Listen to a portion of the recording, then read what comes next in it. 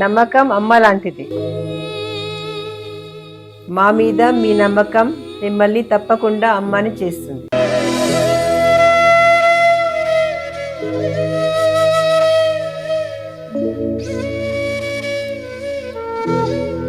నేడు ఎంతో మంది మా మీద నమ్మకంతో అమ్మాయారు. మీకోసం అమ్మతనం ఎదురు చూస్తుంది. వివరాలకు సంప్రదించండి. Kiran infertility centre, Hyderabad, Bengaluru, Chennai, Delhi. జై శ్రీమన్నారాయణ. నేను మీ ఐకాన్ ఆస్ట్రాలజర్ గట్టుపల్లి సురేష్ బాబు. మనకి 2026 సంవత్సరం ఫిబ్రవరి 23వ తారీఖు ఏంటనుకుంటున్నారా? మారేటువంటి గ్రహాలండి. ఇవి ఏ గ్రహమో తెలుసా అండి? కుజగ్రహం. ఈ కుజగ్రహము రాహుతో కలయికతో, అలానే కుంభరాశిలో రాహుతో కలయికతో రాబోతుంది. ఈ ఫిబ్రవరి 23వ తారీఖు నుంచి ఏప్రిల్ 2వ తారీఖు వరకు కూడా కుంభరాశిలో సంచరిస్తూ ఉంటుంది. అందులోనూ రాహుతో పాటు ఉంటుంది. మొదటిగా అధ్యయనంలో, అదే మొదటి భాగంలో, మొదటి వారంలో కూడా షష్టగ్రహ కూటమిలాగా ఏర్పడుతుంది కుంభరాశిలో. ఆ తర్వాత రాహుతో ఈ యొక్క ఏప్రిల్ 2వ తారీఖు వరకు కూడా రాహువు కుజుడు కలయికతో ఉంటారు. కాబట్టి ఆపోజిట్ సైన్ కేతువు కూడా వీరికి సహకరించేసి ఆ ఒక శుభ దృష్టి అశుభ దృష్టి యొక్క ద్వాదశ రాశుల వారి మీద ఎలా ఉండబోతుంది, వారి యొక్క జీవితంలో ఎలాంటి మార్పులు రాకపోతాయి. అలానే మరొక విషయం కూడా ఏంటి అంటే కనుక నూతన సంవత్సరం కూడా ఆరంభం అవబోతుంది. మన యుగాది నుంచి నూతన సంవత్సరం ఆరంభం కూడా ఈ కుంభరాశిలో రాహుతో పాటు కూడినటువంటి కుజుడు ఉండడం జరుగుతూ ఉంది. కాబట్టి ఈ మేర ఎలా ఉండబోతుంది ద్వాదశ రాశుల వారికి చూసినట్లయితే, ఎవరెవరి జీవితంలో పెళ్లిళ్ళు చేసుకుంటారా, ఎవరెవరి జీవితంలో అన్యోన్యంగా ఉన్నటువంటి దాంపత్యం ఉంటుందా, ఎవరెవరి జీవితంలో వీరి యొక్క రాహు కేతువు అందులోనూ కలయికతో ఉన్నటువంటి కుజుడు, వీరి యొక్క శుభ అశుభ ఫలితాలు ఏ రాశి వారి మీద ఎలా ఉంటాయి, ఆ తర్వాత బిజినెస్ చేసుకునే వారు, విదేశాలకు వెళ్ళే వారికి ఎలాంటి శుభ ఫలితాలు ఉంటాయి, ఏది ఎప్పటివరకు తెలుసా అండి? ఫిబ్రవరి 23వ తారీఖు నుంచి ఏప్రిల్ 2వ తారీఖు వరకు కూడా వీరి యొక్క గోచార స్థితిగతుల ప్రకారంగా ఈ యొక్క గ్రహరీత్యా దోషాలు ఏమున్నాయా, వీరి యొక్క స్థితిగతులు ఎలా ఉన్నాయో చూసినట్టయితే కనుక ఒకసారి మనం పరిశీలన చేస్తున్నట్టయితే ద్వాదశ రాశుల్లో ఒకటైనటువంటిది, ద్వాదశ రాశుల్లో ఒకటి మేషరాశి. ఈ మేషరాశి వారికి ఈ ఫిబ్రవరి 23వ తారీఖు నుంచి ఏప్రిల్ 2వ తారీఖు వరకు, అంటే కుజుడు రాహుతో కలయిక కుంభరాశిలో. కాబట్టి దీని వలన ఈ యొక్క మేషరాశి వారికి ఎలా ఉండబోతుంది అంటే కనుక మీకు ఒకటి కలిసి వస్తుందండి. అది ఏమిటంటే కనుక మీకు ఆర్థిక రకమైనటువంటి సమస్యలు ఏమైనా ఉంటే కనుక నెరవేరితే, తొందరపాటు నిర్ణయాలు అయితే ఖచ్చితంగా తీసుకోవద్దు. అలానే ఈ తొందరపాటు నిర్ణయాల వలన మీకు ఎవరైనా తెలిసిన వారు, బంధుమిత్రులు కానీ, దూరపు బంధువులు కానీ, ఫ్రెండ్స్ కానీ, కొలీగ్స్ కానీ, వీరి వలన మీరు ఖచ్చితంగా ఇబ్బంది పడేటువంటి యోచన ఉంది. అలానే విదేశీయాన్ని ఎవరైనా చేయాలనుకుంటే చేయండి, కానీ తొందరపాటు నిర్ణయాలు తీసుకొని ఆలోచన లేకుండా చేయడం ద్వారా ఆరోగ్య సమస్యలు వచ్చేదానికి ఉంటుంది.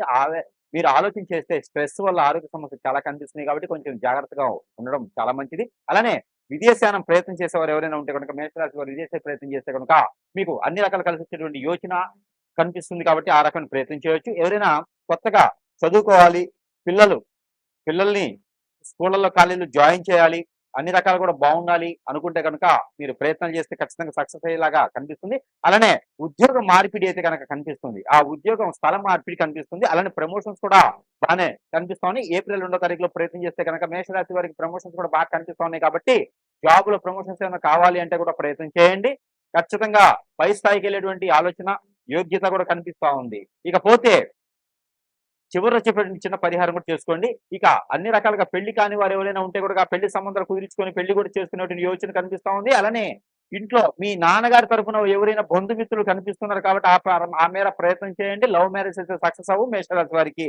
ఇంకా కూడా మీ మీద జాతక ప్రకారంగా కాకుండా గ్రహాలు మారుతున్నా కూడా మీకు ఏది కూడా పనికి ముందుకు వెళ్ళట్లేదు, ఏది చేసి వెనకే వస్తుందంటే కనుక ఖచ్చితంగా మీ చుట్టూతో ఉండే వారు ఎవరైతే ఉన్నారో వారి నుంచే మీకు సమస్య కనిపిస్తా ఉంది.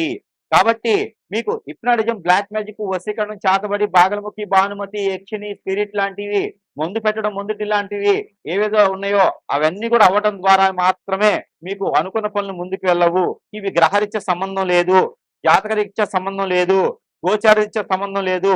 కాబట్టి మీకు అలాంటి సమస్య ఏదైనా ఉంటే గనక ఖచ్చితంగా మీ సమీప దూరంలో ఉన్నటువంటి గురువుగారిని సంప్రదించండి. చిన్న చిన్న సమస్యలు ఏమైనా ఉంటే గనక ఖచ్చితంగా ఈ చిన్న పరిహారం చేసుకున్న అదృష్టవంతులైతే అవ్వచ్చు. అలానే ఈ రాశి వారైతే గనక ఖచ్చితంగా ఇలాంటి పరిహారం ఒకటి చేసుకున్నట్లయితే మనం అనుకున్నట్టుగా మీలో ఉన్నటువంటి దోషాలే కావచ్చు, ఈ యొక్క రాహు కేతువుది, దాంతోపాటు కుజునిది, ఈ దోషాలు ఎవరికైతే ఉన్నాయో వారు ఎక్కువగా ఇలాంటి పరిహారం చేసుకోవడం ద్వారా అన్ని రకాల సానుకూలమైనటువంటి వాతావరణం అయితే మీకు లభ్యపడేదానికి అవకాశం ఉంది. కాబట్టి ఈ పరిహారం అయితే మీకోసం. ఎవరి జాతకంలో అయినా సరే రాహుకేతు దోషం ఉంది అనుకున్నప్పుడు ఈ యొక్క రాహువు కుజుడితో పాటు, కుజుడు రాహుతో పాటు సంచరించేటప్పుడు, అది కూడా కుంభరాశిలో సంచరించేటప్పుడు ఈ యొక్క చిన్న పరిహారం చేసుకోవాలి. అది ఏమిటో తెలుసా అండి? ఉలవలు ఒక పావు కిలో, గోధుమలు ఒక పావు కిలో, పచ్చ పెసలు ఒక పావు కిలో, అలానే కందులు ఒక పావు కిలో, ఇవన్నీ కూడా తీసుకొని మీరు నైట్ పనుకునేటప్పుడు మీ వద్ద పెట్టుకొని పనుకోవాలి. అంటే మీ తల దగ్గర కావచ్చు, మీ పక్కన కావచ్చు పెట్టుకొని పనుకోవాలి. తెల్లవారి లేచిన తర్వాత ఇది మీరు మంగళవారం నైట్ చేయాలి. తెల్లవారి లేచిన తర్వాత అవన్నీ కూడా మీకు సమీప దూరంలో ఎక్కడైనా ఇవి నవగ్రహాలు ఉంటాయి. ఆ నవగ్రహాల దగ్గరికి తీసుకొని వెళ్ళి నవగ్రహాల చుట్టూతా 11 సార్లు ప్రదక్షిణ చేసుకుంటూ ఈ యొక్క మిశ్రమాలు ఏవైతే ఉన్నాయో ఈ తీసుకున్నటువంటి అన్ని కూడా వాటి మీద అభిషేకం చేసుకోవాలి. దాని ద్వారా మీకున్నటువంటి గ్రహరీత్యా దోషాలన్నీ కూడా చిటికలో పటాపంచలైపోయి మీకు వివాహాలు ప్రాప్తి పొందుతుంది. విదేశానికి శుభప్రదంగా వెళ్ళేదానికి ఉంటుంది. ఆర్థిక స్థితిగతులన్నీ కూడా మెరుగవుతాయి. అలానే మరొక పరిహారం, పెసర గుగ్గిళ్ళు ఉంటాయి. పెసలు ఉంటాయి కదా, అవి గుగ్గిళ్ళు గుడాలు వండాలి. ఆ పెసలు గుడాలుగా వండి ఒక కిలో సుమారుగా వండి దాంట్లో కొబ్బరి పౌడర్ ఉంటుంది, ఎండు కొబ్బరి పౌడర్ ఉంటుంది. ఆ పౌడర్ని కలిపేసి దాంట్లో బెల్లం లేదా షుగర్ కలపాలి. ఆ కలిపినేసినటువంటిది నైవేద్యం ఏదైతే ఉందో ఇది ఆలయంలో, ఎక్కడ రాముల వారి ఆలయంలో కానీ, కృష్ణ ఆలయంలో కానీ, ఎక్కడైనా శ్రీ వెంకటేశ్వర స్వామి వారి ఆలయాల్లో కానీ దీన్ని నైవేద్యంగా పెట్టాలి.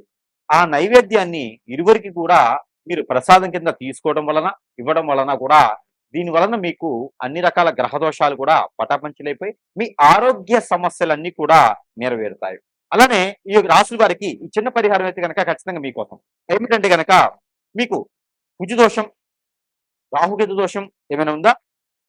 అయితే మీకు మీ పొలాల్లో కావచ్చు, ఒడ్ల మీద కావచ్చు, గట్ల మీద కావచ్చు, మీ ఇంట్లో కావచ్చు, నర్సరీలో నుంచి తెచ్చుకొచ్చే మొక్కలు కావచ్చు, మీరు అపార్ట్మెంట్లో ఉంటే ఆ మొక్క ఒకటి తెచ్చుకుంటే సరిపోతుంది. ఏమిటనుకుంటున్నారా? అరటి మొక్క.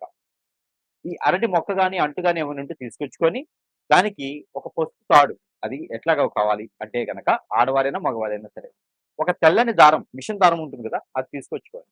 అది మీరు ఎంతైతే హైట్ ఉంటారో బొటనవేలు, ఖాళీ బొటనవేలు దగ్గర నుంచి తల వరకు కూడా ఇలాగ కొలుచుకోండి. పోగులు పోయండి. ఆ పోగులు 9 ఉండాలి. 9 పోగులు పోసి దానికి పసుపు, గంధం, కుంకుమ రాయండి. రాసిన తర్వాత ఆ దారానికి 7 ముళ్ళు వేయండి. 7 ముళ్ళు వేసిన తర్వాత దానికి ఒక పసుపు కొమ్ము కట్టండి. దానికి ఒక తమలపాకు కట్టండి. దానికి ఒక మామిడాకు కట్టండి. ఇలాగా కట్టినటువంటి ఆకులతో ఉన్నటువంటిది ఇది తీసుకొని వెళ్ళి ఆ ఒక గురువారం రోజు కానీ, మంగళవారం రోజు కానీ చేయాలి.